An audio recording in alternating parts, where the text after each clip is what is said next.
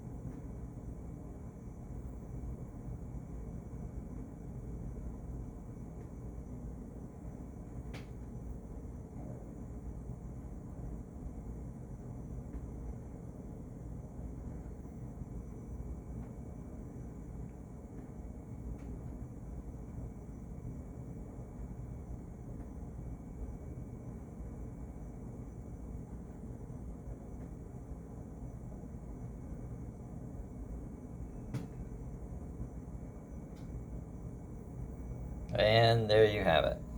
We have already reached temperatures that you should not store food.